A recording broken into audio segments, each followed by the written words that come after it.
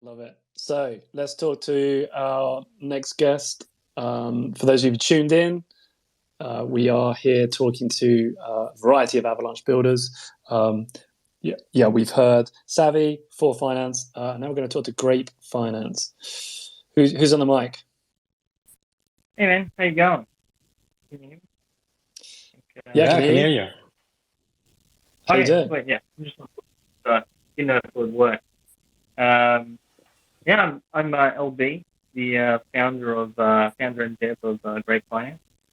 Essentially, we're a seniorage protocol, or we started as a seniorage protocol back in January. Obviously, AVAX native, and we are algorithmically soft pegged to MIM.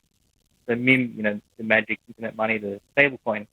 And essentially, seniorage is not a new concept or anything like that. It's been around essentially since money has been minted by lords and kings and whatnot.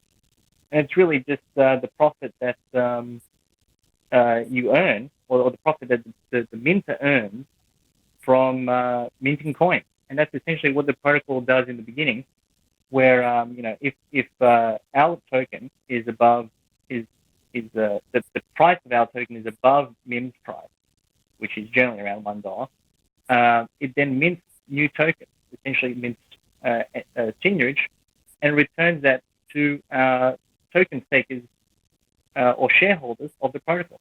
So the protocol shareholders get the majority of the seniorage, and they share in the profits of the newly minted token. So essentially, it's a pretty degen. It started off as a pretty degen protocol. I mean, we do like our degens, especially on AVAX. And we have high APR seniorage, high APR LP farms. All right, all right. Really. I just want to ask you what's seniorage? Explain to the people what it is about. And I'm like, like, wait, what's seniorage? Oh, sorry. Yeah, I just went over that a little bit, but I guess it's not a new concept at all. It's been around since money has existed in terms of minted money, and really all it is the profit from minting money. So when a lord or whatever back in the day minted gold coins, there would be a cost, a physical cost for that gold coin. But then the face value of that gold coin would generally be, you would hope it would be more than the cost to actually mint it. And then that difference, the profit, is seniorage.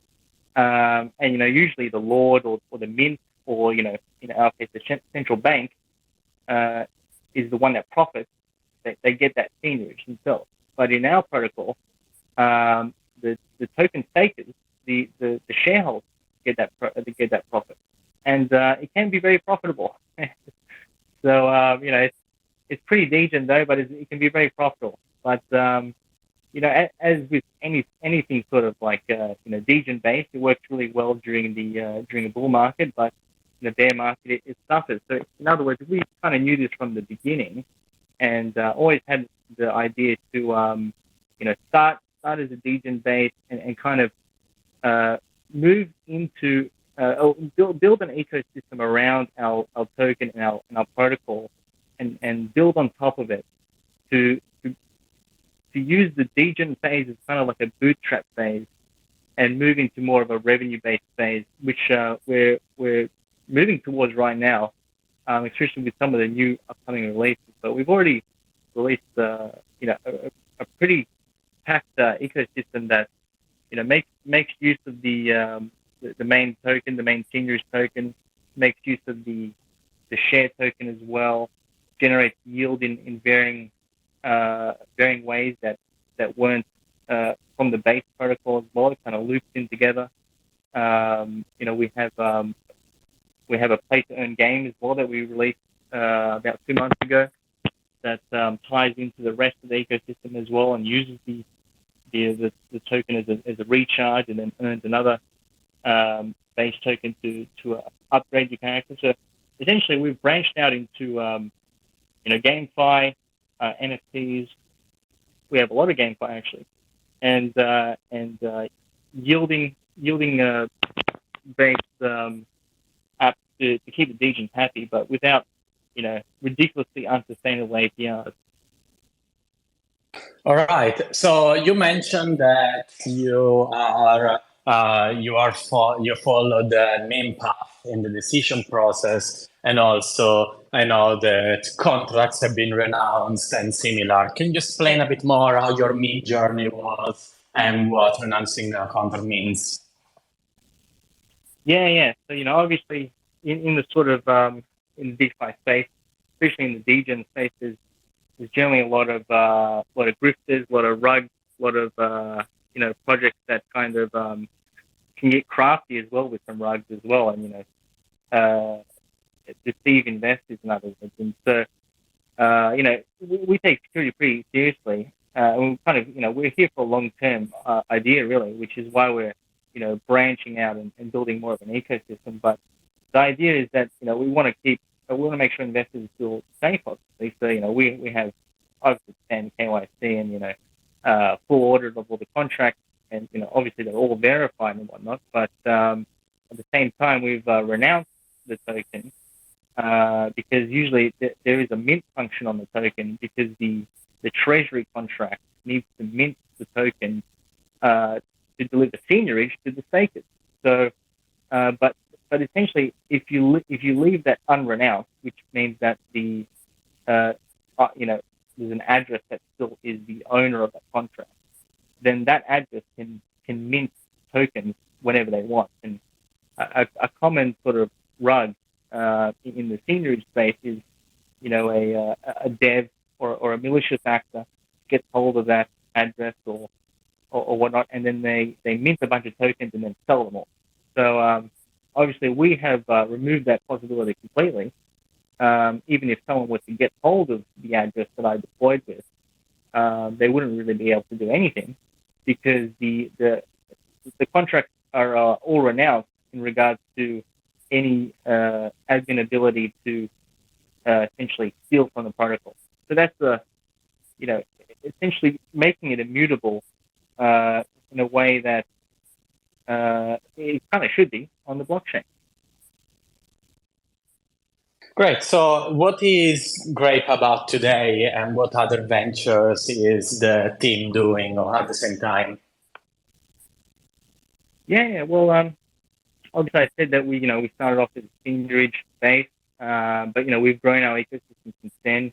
We as I mentioned, we have an NFT collection that is essentially a VIP collection and ties into the rest of the protocol, generates yields, offers bonuses for the VIPs as well, and that also ties into our play to earn game, which is essentially an NFT staking game.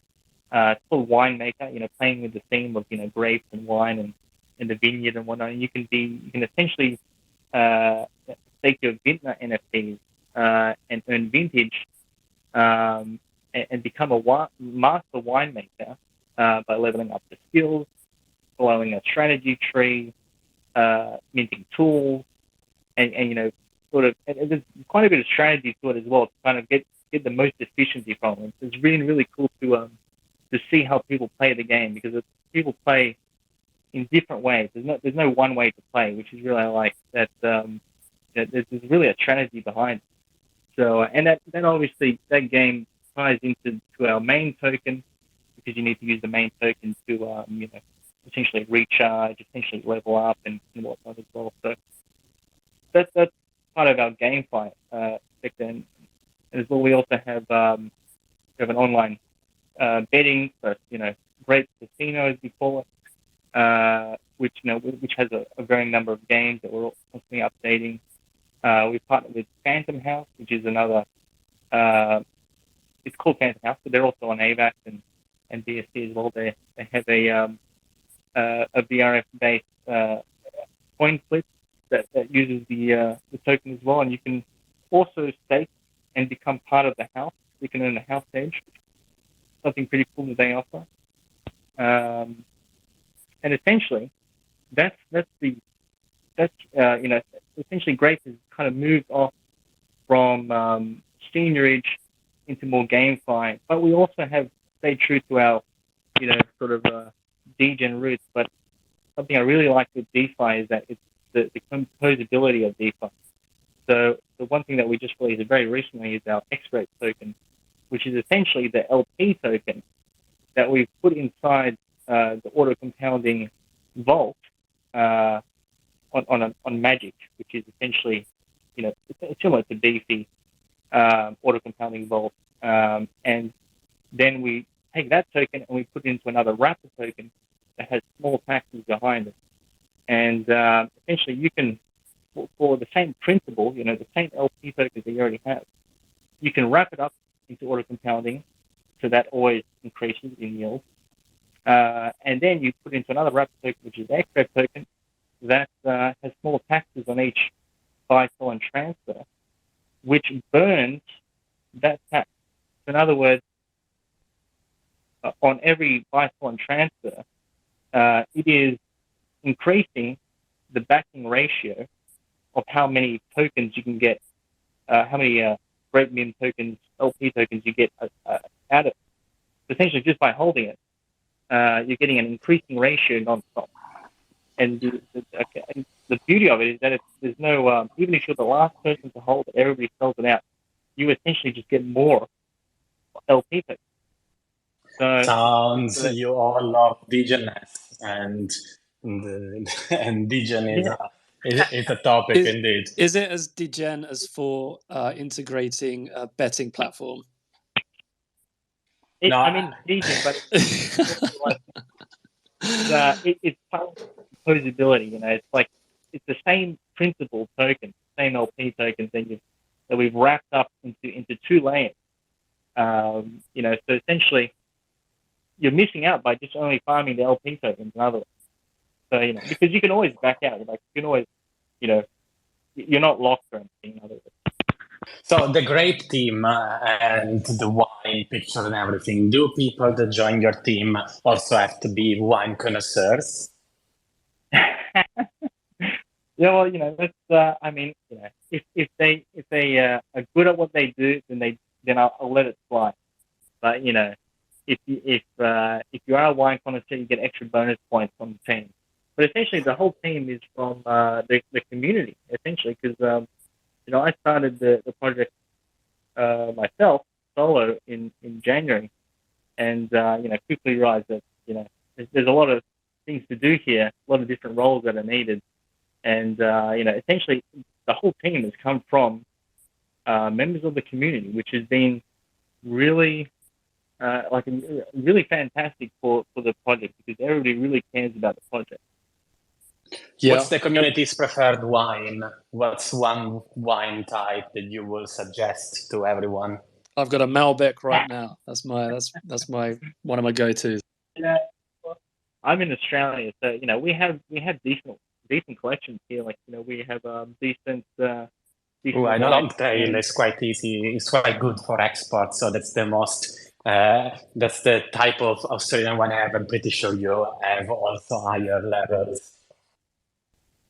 Yeah. I mean, we have and I don't want to brag or anything, but we have pretty good wine in Australia, and because we have quite a few different regions as well that pretty famous for it. So I have to watch it so I don't I can stay focused. It's like I forgot who it was. I think the guy from Microsoft, Mike Bauer or something like that. I think. I know when I go to a supermarket and I find a kangaroo in front, it's usually an Australian wine. That's the way for me to recognize them. It's pretty easy, I guess, in the West how to market it. I think it's called Yellowtail. That might be the one. I mean, we could talk about wine all day, I'm sure, but let's keep it to degen stuff. So, Grape Finance, your basically your business strategy at the moment is obviously pivoting to sustainable revenue generation. So that's the real yield trend you're tapping into. So, one thing which I did want to question you about is you're launching a lending protocol. Is that right? Yeah. So essentially, it's called Vinium, and obviously that is wine. playing with the theme. It's essentially a sister protocol. It's very tied very closely to Grape. It's obviously the same thing, and it is our lending protocol that's initially it's based off Aave v2, the code base that they use. So it's essentially peer-to-pool lending initially, and then from that we have the idea to kind of build a DeFi hub around the lending system itself. So there's a lot of things that we can do around that, and we are planning to do, such as leverage yield farming, which we still tie into the degen with the leverage yield farming, but also the popular large pools, especially like the ones they have on Trader, AVAX, USDC, whatnot. You can leverage up your yields on that, and that will tie back into the standard peer-to-pool lending system that will also use our tokens as well, and the yielding versions of our tokens. So you can essentially use our tokens to borrow against as collateral only. And then because they're already yielding underneath, they also essentially, almost, you could say, pay back themselves by allowing you to borrow more, essentially, as the yield grows. But one of the main ideas is to build, as I said, a DeFi hub with lending as its center, and strategies around that. So the leverage yield farming platform that ties into it will have a lot of automated strategies behind it. So self-unusual strategies, long farming, obviously strategies. We can do some short farming strategies. Something or looking at as well, and I really like the liquidity book, is rebalancing strategies inside it, which may not be leveraged, but at the same time making sure that people's tokens, essentially LPs, are in the correct silo, or the book is essentially going to be a large thing for the liquidity books, or what's needed for liquidity books. Obviously, you have your interest system around that. And essentially what we want to do really is to make it as easy as possible for people to essentially set them to earn a reasonably safe yield that is quite competitive and not really have to do anything, but at the same time offer the customizability for people that are experts, or they're full-on agents that want to do customized strategies, and strategies that maybe have more higher risk, but obviously high yield. So a couple of things around that. All right, love it. Thanks so much, Grape Finance, for sharing insight into how you guys have sort of shaped your protocol today, and how you're shifting into the sustainable revenue focus. It's really interesting.